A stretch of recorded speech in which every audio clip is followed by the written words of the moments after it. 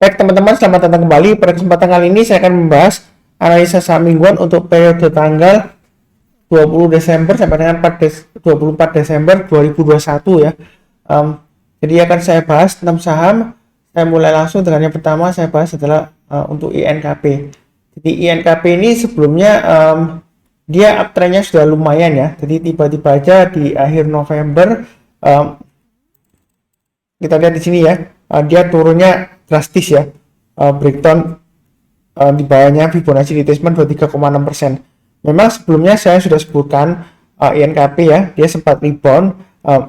Dia kalau naiknya itu dia lama ya, berhari-hari, berminggu-minggu dan berbulan-bulan. Turunnya juga sama, lama, berhari-hari, berminggu-minggu dan berbulan-bulan ya. Dan di sini dia sempat naik, kemudian sideways, dia ternyata turun lagi, breakdown lah. Nah sekarang sudah mendekati akhir tahun ya. Nah apakah dia bakalan turun lagi atau tertahan kuat di 7550 ya. Nah di sini low-nya kan di 7550 ya. Jadi saran saya sih kalau mau buy sekarang sebenarnya sih masih resiko ya, dia testing ke bawah ya. Lebih baik kalau mau buy, saran saya sih tunggu aja kalau dia sudah berhasil naik lagi ke atas 8400 ya, seperti itu ya. Karena kalau masih di bawahnya 8400 terus aja dia resikonya masih cukup tinggi ya, turun lagi bisa sampai ke 6200 ya kalau dia turun breakdown di bawahnya 7550 ya. Jadi mudah-mudahan aja untuk INKP dia masih bertahan ya 7550. Yang sudah punya jangan lupa pasang stop lossnya di 7550. Kalau yang belum punya, kalau mau buy tunggu aja kalau dia berhasil naik ke atas 8400 ya, itu paling awal kalau mau buy ya. Karena sebenarnya untuk INKP ini primary trendnya masih downtrend ya. Ketika dia rebound, saya juga sebutkan di video ya, memang primary trendnya downtrend tapi secondary trendnya uptrend ya, sebelumnya seperti itu. Kemudian dia sideways, ini turun lagi ya, seperti itu ya. Jadi belinya jangan terlalu banyak. Kalau mau buy tunggu naik ke atas 8400. Itu kalau pakai support resistance untuk weekly-nya. Targetnya di 9200, berikutnya lagi di 9700-an di Fibonacci retracement 38,2% ya, seperti itu ya. Jadi memang masih lesu kembali ya. Mudah-mudahan aja bertahan di atas 7550. Kalau dari daily chartnya, garis-garisnya memang beda ya. Di sini saya gambarkan di 8075 ya, kalau mau buy paling awal ya. Jadi memang agak beda. Kalau di weekly-nya 8400 ke atas saja. Di sini ya 8400 ya lebih baik ya. Kalau dari daily-nya kalau mau trading cepat ya, tunggu aja naik ke atas 8075 barusan buy. Memang di sini terlihat dia sudah mulai berusaha untuk breakout ke atas 8075 ya. Jadi jangan buy langsung sekarang. Kalau sudah punya ya pasang aja stop lossnya di 7550. Kalau dia naik ke atas 8075 boleh buy ya. Memang sebelumnya sempat gagal di sini ya. Turun kemudian dia naik sedikit, dia turun lagi ya. Ini tempat testing ini dia gagal, turun lagi, koreksi ya. Nah kalau kali ini dia berhasil breakout ke atas 8075, boleh buy, naik ke atas 8425 tambah lagi, naik ke atas 8700 tambah lagi ya. Jadi belinya bertahap aja sama seperti sebelumnya ya, gak perlu terlalu agresif ya, santai aja. Karena memang kondisinya masih primary trendnya masih downtrend ya, apalagi ini tren jangka pendeknya dia juga arahnya masih ke bawah ya, seperti ini ya. Memang di sini sideways tapi ini arahnya masih ke bawah, dalam arti ketika dia berusaha naik, dia koreksi, dia naik lagi rebound ya. High yang di sini itu dia lebih rendah dari sebelumnya yang di sini ya. Jadi kondisinya masih tertekan. Kalau mau buy jangan terlalu banyak ya, naik ke atas 8075 lebih baik, seperti itu ya. Tunggu ya, kalau dia naik ke atas 8075 barusan buy. Kurang lebih cukup untuk INKP. Berikutnya untuk ASI. Jadi ASI ini sempat turun pas di 5600 ya sebelumnya ya, 3 minggu yang lalu ya. Jadi dia masih berjuang untuk naik ke atas 6025 lagi ya. Ini resisten terdekatnya. Kalau mau buy sebenarnya sih, kalau mau buy sekarang boleh aja, selama bertahan di atas 5600 dia masih cukup bagus. Atau maksimum di stop lossnya di 5550, dia masih ada peluang naik ya. Kalau mau buy high sell higher, naik lagi ke atas 6025 boleh buy, naik ke atas 6250 boleh tambah lagi ya. Ada peluang dia breakout ke atas 450 dengan targetnya di 6925 dan 7250. Jadi untuk ASI ini dia masih ada peluang untuk naik lagi ke atas 6250, masih ada ya. Sebelumnya memang dia berusaha untuk breakout ya, sempat breakout ke atas 6250 ternyata gagal lagi ya. Saya rasa sih dia masih ada harapan lah selama dia bertahan di atas 5600 ya. Kalau dari saya di supportnya di 5550 ya. tapi kita ikuti yang 5.600 saja ya. Nah, untuk daily-nya ini saya sudah gambarkan untuk area buy on weakness di 5.800. Artinya kalau dia koreksi turun di bawah 5.800 seperti hari Jumat ya. Kalau dia berhasil naik lagi ke atas 5.800, boleh kita mulai buy. Buy-nya bertahap aja, naik ke atas 5.900 tambah lagi, naik ke atas 6.000 tambah lagi ya. Jadi pasang aja automatic order ya. Nggak perlu terlalu takut dilihatin tiap hari gitu ya. Kita pasang aja automatic order buy. Harganya masih tetap resistennya di 6250 dan 6450. Saya yakin sih masih ada harapan lah ya selama bertahan di atas 5.600. Kalau dia turun di bawah 5.600, lebih baik sih jual dulu karena ada kemungkinan turunnya bisa dalam ya, bisa sampai balik lagi ke area 5.300 dan 5.000-an ya. Ya, mudah-mudahan aja sukses naik ya. Saya doakan naik, kurang lebih cukup ya. Berikutnya Excel. Jadi Excel ini resisten tertekannya sudah saya gambarkan 3270 pakai acuan swing high yang di sini ya. Kalau dia berhasil naik ke atas 3270, mau tambah lagi silakan ya, average up ya. Target price berikutnya di 3390. Kalau dia breakout lagi, dia kemungkinan besar bisa ke 3730 ya. Jadi 3730 itu saya tarik mundur ke belakang di sini ya, jauh ya. Jadi mudah-mudahan aja dia sukses. Ini memang berusaha untuk breakout ke atas 3270. Jadi kalau naik ke atas 3270, buy high sell higher silakan ya. Mau buy sekarang sebenarnya sih boleh-boleh saja ya. Yang sudah punya atau mau buy sekarang ya, itu pasang stop lossnya di 3180 ya. Jadi kurang lebih seperti itu dari weekly-nya saya tarik jadi ini ya, hanya 2 minggu yang lalu ya, sama 3 minggu yang lalu kan sama di 3180. Jadi selama bertahan di atas 3180 dia masih ada peluang untuk breakout ya. Kalau untuk daily chart-nya pasang trailing stop-nya memang beda ya garis-garisnya. Ini di 3200 dan 3140, itu bagi sudah punya. Kalau bagi yang buy on weakness saya gambarkan di 2870 ya, seperti itu ya. Memang nggak dikasih-kasih, kalau nggak dikasih-kasih ya mungkin mau buy on weakness ya sekitar area 3070 lah ya, kalau misalnya nggak dikasih nawar di bawah ya. Jadi kalau dia koreksi lagi dia di bawah 3070, kita belinya kalau dia berhasil naik ke atas 3070 buy, naik ke atas 3140 tambah lagi, naik ke atas 3200 tambah lagi ya, seperti itu ya. Kalau di sini mau tambah lagi atau buy high sell higher, boleh kalau dia berhasil naik ke atasnya ini ya, swing high-nya di 3270 buy, atau menurut garis saya naik ke atas 3300 boleh buy ya. Kenapa 3300? Itu target Fibonacci extension 161,8% ya. Sebelumnya saya tarik garis Fibonacci retracement kan dari sini ke sini, kemudian dia breakout.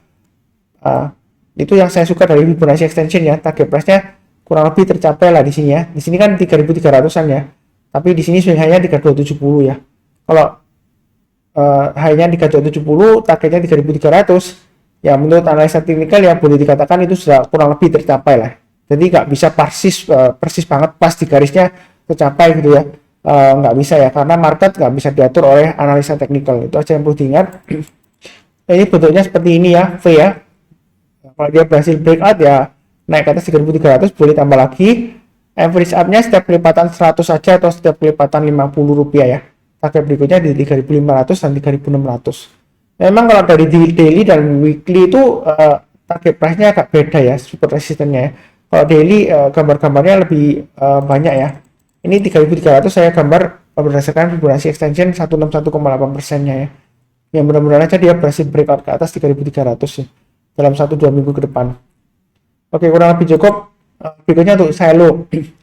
Jadi silo itu mulai dari 3 minggu lalu ketika dia sampai puncaknya di 11.000 ya. Kemudian dia koreksi turun ya.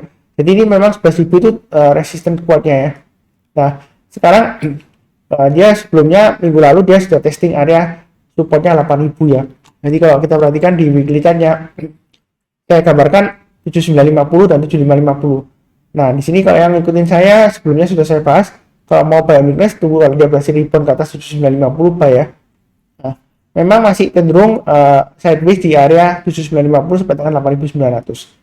Perlu diingat ini sideways-nya sebelumnya lama ya untuk silo ya. Jadi untuk silo itu saya kalau ngomong siloam ini selalu bacanya bahasa Inggris ya, silo.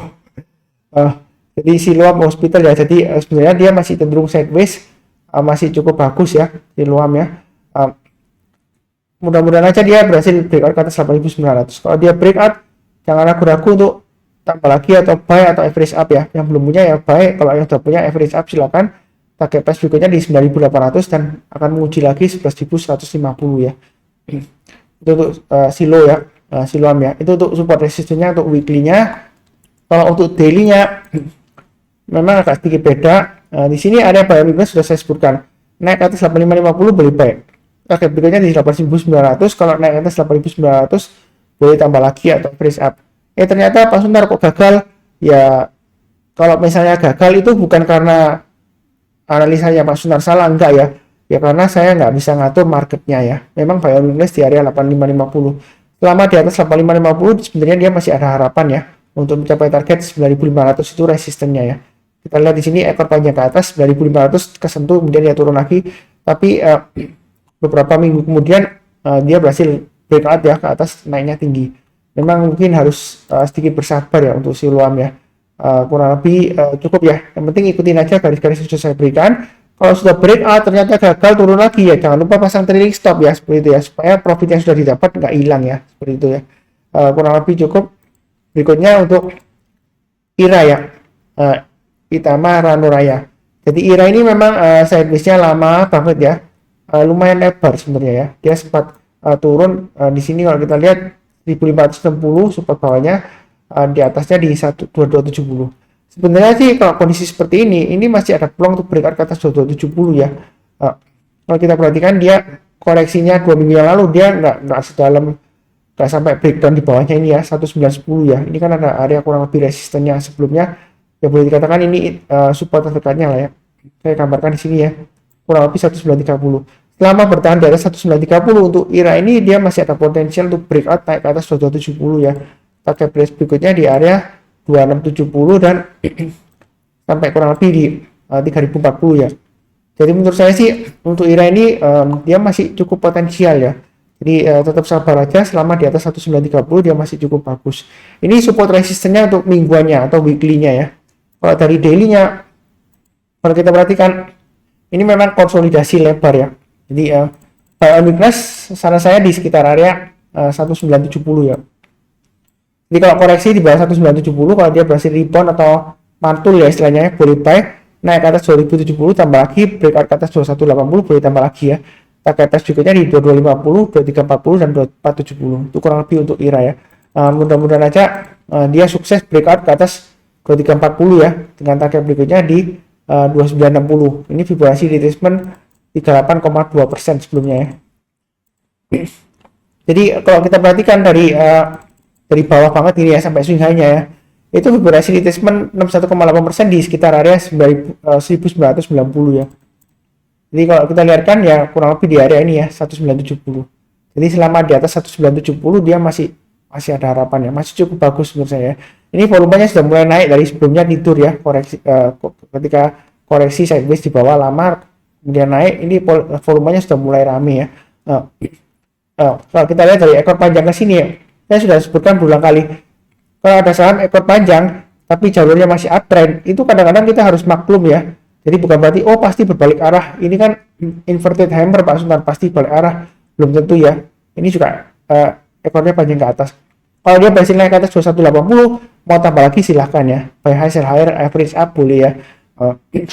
Pasang aja trailing stopnya atau stop lossnya di 2070 dan 1970.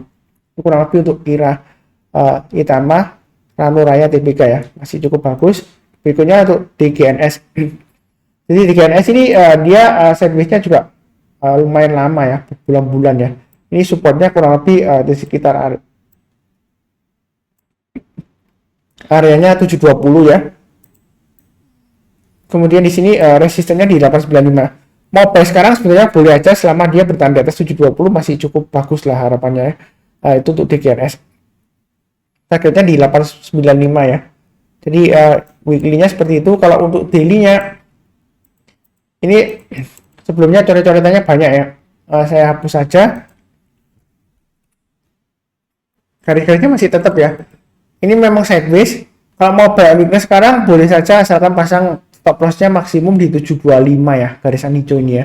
Kalau turun banyak 725 lebih baik jual dulu. Mau buy sekarang boleh, tapi banyak bertahap aja. Naik ke atas 825 boleh tambah lagi, naik ke atas 885 boleh tambah lagi ya. Nah mungkin ada yang tanya, lupa Suntar ini sebelumnya dia naik ke atas 825 saya tambah lagi, nggak lama lagi turun lagi.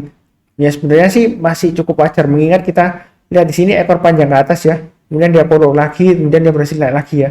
Memang konsolidasi sideways-nya lebar ya. Jadi mau pasang stop loss-nya kalau nggak kena PHP atau istilahnya pemberi harapan palsu ya, maju mundur kena, ya mungkin stop loss-nya agak jauh di 725 ya. Atau mau buy on weakness, buy-nya bertahap aja, naik ke atas 825 tambah lagi, naik ke atas 885, dia kemungkinan besar bisa breakout ke atas 975 ya, dengan targetnya sekitar 1105 sampai dengan 1145. Itu untuk 3NS. Memang sideways-nya masih lama ya. Mudah-mudahan aja dia masih cukup bagus untuk 3NS kedepannya ya. Jadi weekly-nya memang sideways ya. Kayaknya suka trading sideways dengan resiko stop loss 720 ya. Ya silakan ya. Ini kan closing-nya dia di close di area 745 ya. Maaf, di area 775 ya. Closing-nya ya untuk minggu lalu ya di grafik weekly-nya. Jadi selama di atas 720 menurut saya sih masih ada harapan bagus lah ya untuk TKNS ke depannya untuk breakout ke atas 895. Jadi belinya jangan terlalu banyak, bertahap aja, kalau dia naik tambah lagi ya. Sesuai dengan daily chart yang sudah saya berikan di sini ya, garis-garisnya ya. Kurang lebih cukup lah ya. Sudah saya bahas 6 saham. Jadi ya seperti biasanya yang barusan join, jangan lupa subscribe, kemudian nyalakan lonceng notifikasinya supaya nggak ketinggalan kalau ada video baru ya. Di akhir video saya ucapkan doa saya, semoga semuanya selalu sehat, damai selalu, damai dengan keluarga, damai dengan tetangga, kemudian damai dengan teman ya, dan juga sejahtera selalu. Saya yakin kita akan selalu diberkati ya. Amin. Terima kasih banyak.